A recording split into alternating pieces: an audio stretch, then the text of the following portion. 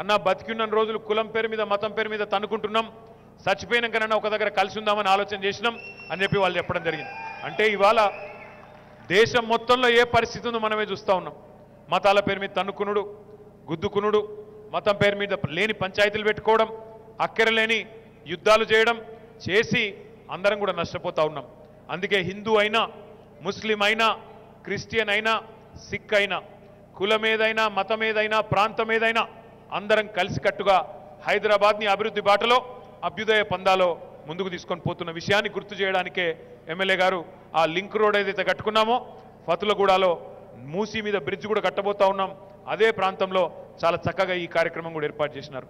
ఇది మాత్రమే కాదు, మొత్తం 100 కోట్ల రూపాయలతో మంచినీటి వ్యవస్థ కానీ, కరెంటు సరఫరా కానీ, రోడ్లు కానీ, డ్రైనేజీలు కానీ, పార్కులు కానీ, చెరువులు కానీ వాటిని ఎట్లా సుందరీకరించుకున్నామో మీకు ఎమ్మెల్యే గారు గతంలో 9.5 ఏళ్ళు ఏం చేసినామో అది మీ కళ్ళ ముందు ఆల్రెడీ పెట్టినారు.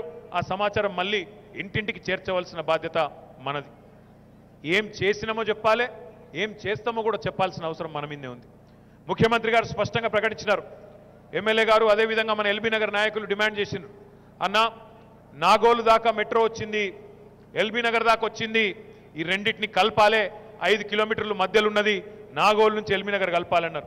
ముఖ్యమంత్రి గారు ఇంకేం చేయాలని అడిగినారు.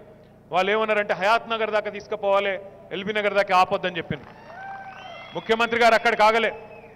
ఎల్బీ నగర్ నాగోల్ను కలపడమే కాకుండా హయాత్ నగర్ దాకా కాదు, పెద్దంబర్పేట దాకా, ఓఆర్ఆర్ దాకా తీసుకొని పోదామనే మాట ముఖ్యమంత్రి గారు చెప్పినారు. దాంతోపాటు మీ ఎల్బీ నగర్ నుంచి రేపటి రోజున ఎయిర్పోర్ట్కి పోవాలంటే కూడా, ఇక్కడి నుంచి శంషాబాద్ విమానాశ్రయానికి పోవాలంటే కూడా మీకు బ్రహ్మాండంగా మెట్రో ద్వారానే పోయే విధంగా ఆ కార్యక్రమాన్ని కూడా ఏర్పాటు చేస్తామని చెప్పి కూడా నేను మీ అందరికీ విజ్ఞప్తి చేస్తా ఉన్నా. ఒక భవిష్యత్తు మీద విజన్ ఉన్న నాయకుడు ఉంటే ఎన్ని అద్భుతాలు చేయొచ్చో, ఎంత స్వల్ప సమయంలో ఇవాళ కేసీఆర్ గారి నాయకత్వం చూస్తేనే మన కొట్టొచ్చినట్టు కనబడతా ఉంది.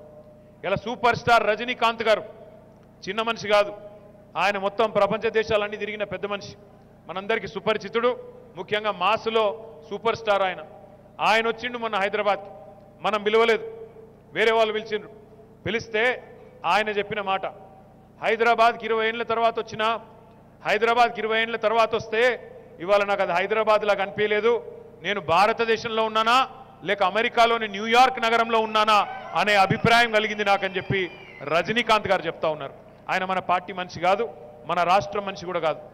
ఉత్తర భారతదేశానికి సంబంధించిన మరొక cinema actor, BJP MP, Gurdaspur MP పంజాబ్లో సన్నీ డియోల్ గారు మొన్న వచ్చినారు హైదరాబాద్కి.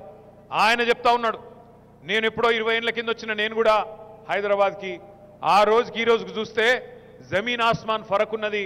ఆ రోజుకి ఈ రోజు చూస్తే హైదరాబాద్ ఎంత అందంగా అయిందంటే నాకు కూడా ఇల్లు కొనుక్కొని ఇక్కడనే ఉండబుద్ధి అవుతుందని చెప్పి సన్నీ డియోల్ గారు వచ్చి చెప్తా ఉన్నారు.